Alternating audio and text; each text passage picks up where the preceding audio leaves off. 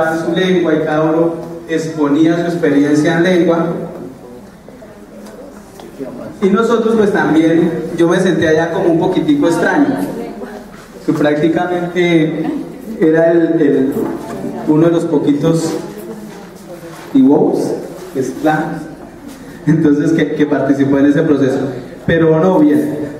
El Plan Nacional va a publicar por cada título 15.000 ejemplares, porque la idea es que los libros lleguen también a las escuelas. Ahora va a ser diferente. Ya son los indígenas los que le van a mandar los libros a los blancos para que en cada una de sus bibliotecas de la colección Semilla haya un espacio para la diversidad cultural. Y se cree también pues un espacio, como mirábamos ayer, digo, en el examen, que aparecieron varias preguntas sobre comunidades indígenas e integración. Entonces es también crear espacios y hacer visibles los procesos.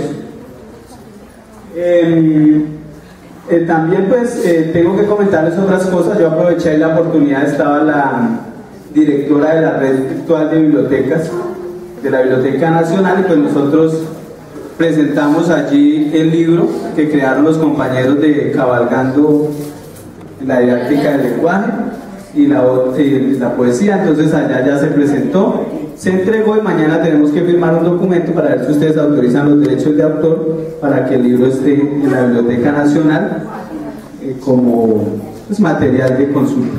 Entonces eso creo que es una muy buena noticia para el grupo.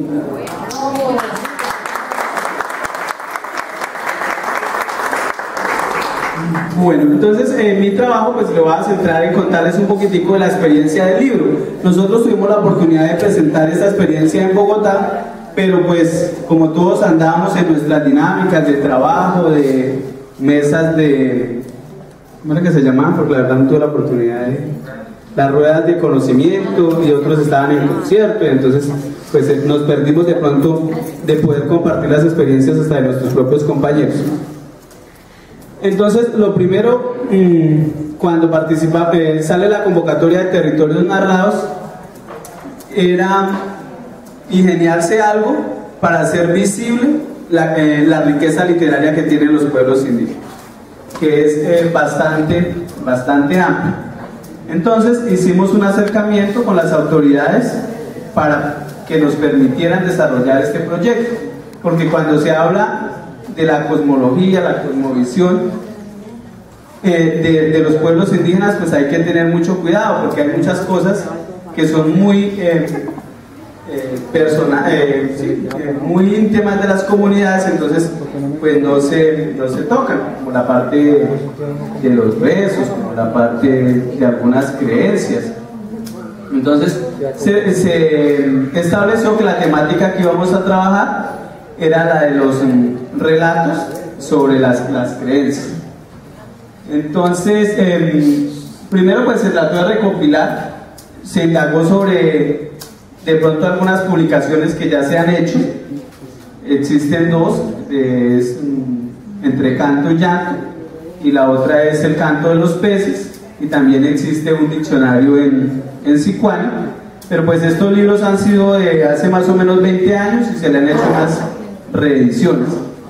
Nosotros pues no nos fuimos, escogimos historias cortas que se puedan utilizar dentro del aula de clase. Diseñamos una estrategia que consistía en invitar a las autoridades sabedores al aula de clase para que ellos nos contaran la historia, y los profes y los niños hacer otro trabajo con esa historia. Pero mire que a mí me parecen cosas como paradójicas. Ya ha sido tanto el impacto que ha tenido pues la población blanca, llamémoslo los no indígenas, dentro de las comunidades, que ellos ya han adquirido hábitos nuestros, y es de pronto esperar algo a cambio, ¿no? Entonces se encontró que el sabedor no iba al aula si el profesor no le ofrecía algo a cambio. Entonces ahí surgió como una de nuestras primeras. Entonces el profesor me decía, pero es que yo no tengo nada que ofrecerle. Entonces él quiere que yo le ofrezca o café, o cómo es que vamos a hacer.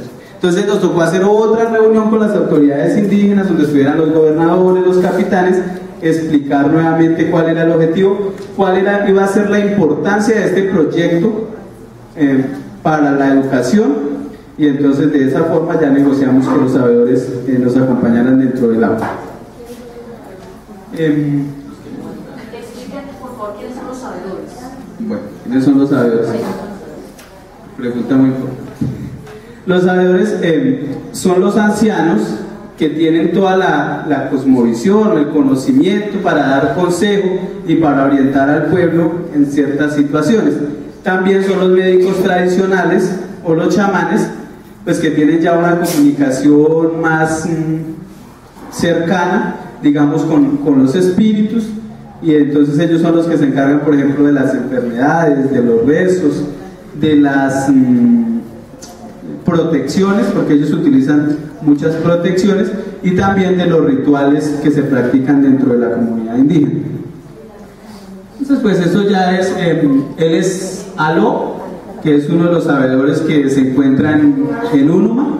Unuma tiene 9 resguardos, tiene 65 sedes, somos ahora, ya no somos 60, ya este año aprobaron 5 más, entonces son 65 sedes de los 9 resguardos. Y pues muchas comunidades, son como 138 comunidades indígenas. Las comunidades serían como las veredas que nosotros llamamos en un municipio.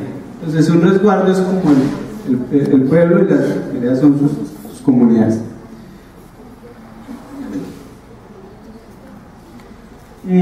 Tratamos de involucrar pues los 3 actores del proceso educativo, ¿no? Entonces, sabedores, comunidad, estudiantes y docentes. Los sabedores pues eran invitados al aula, contaban las historias, y los niños se encargaban de una partecita importante, que era primero escucharla, porque pues ellos van a ser los responsables de la conservación de su tradición.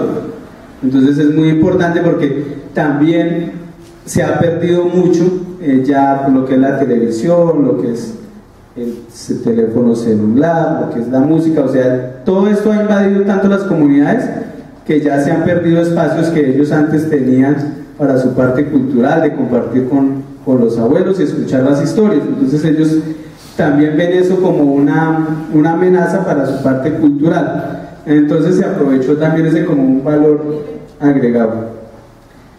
Entonces los niños hacían los dibujos, pero también surgió otro ejercicio. Entonces era pedirle a los niños que reconstruyeran las historias desde su entender.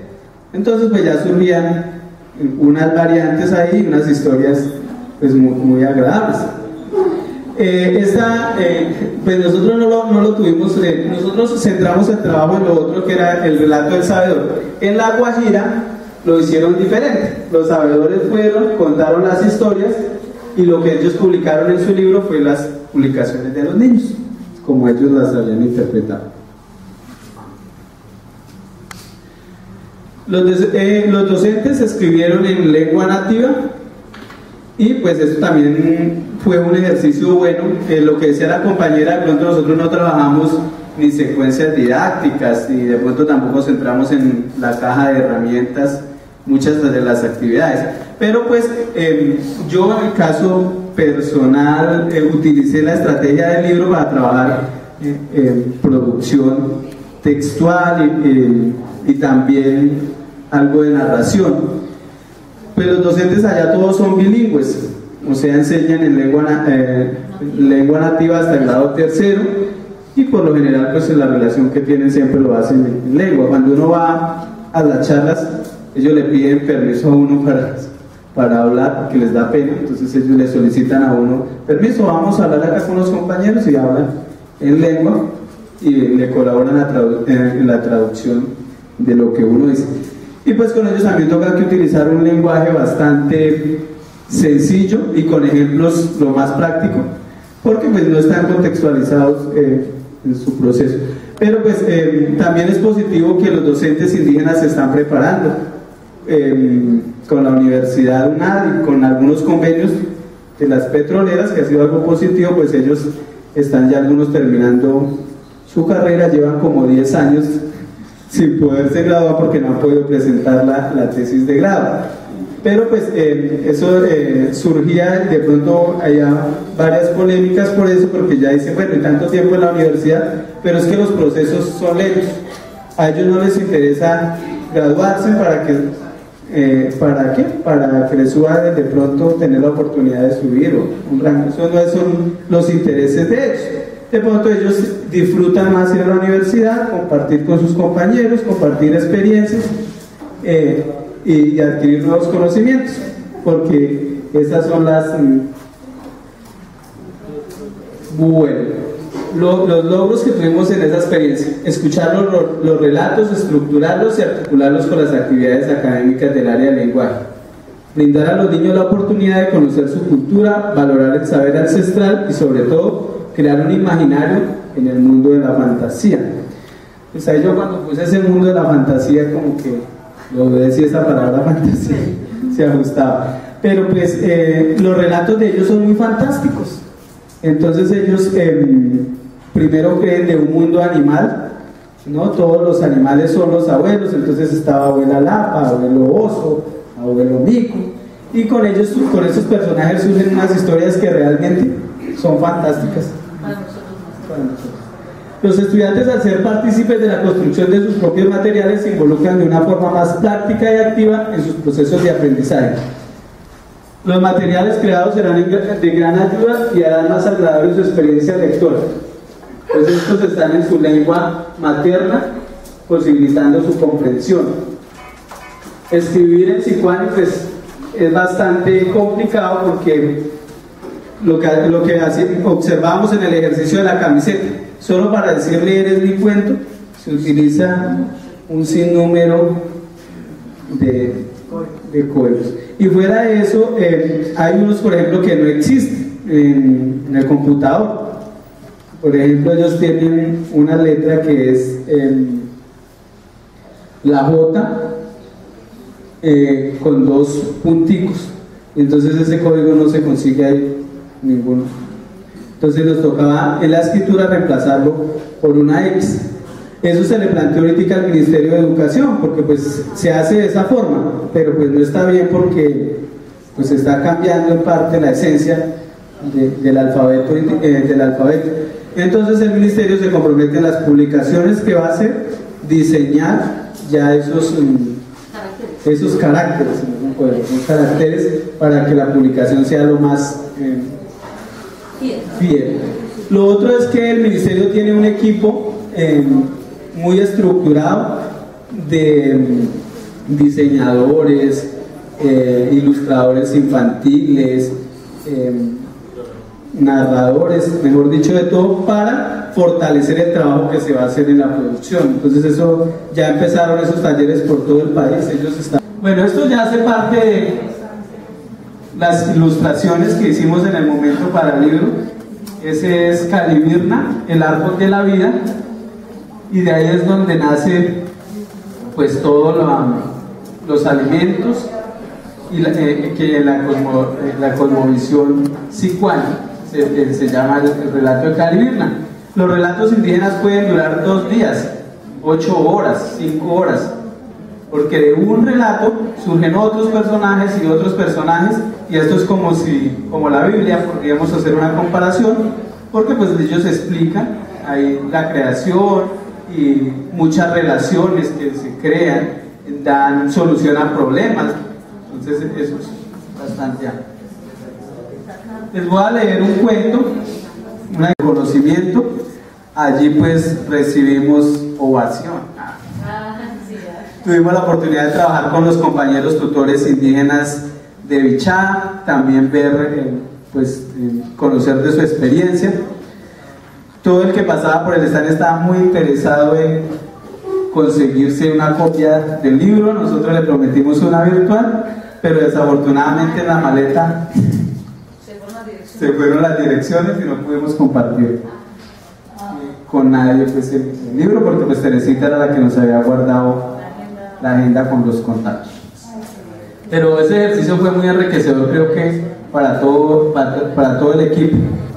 Y pues también lo otro, lo que se plantea en la ponencia es que el ministerio no vislumbró lo amplio que era o sea, involucrar a las comunidades indígenas.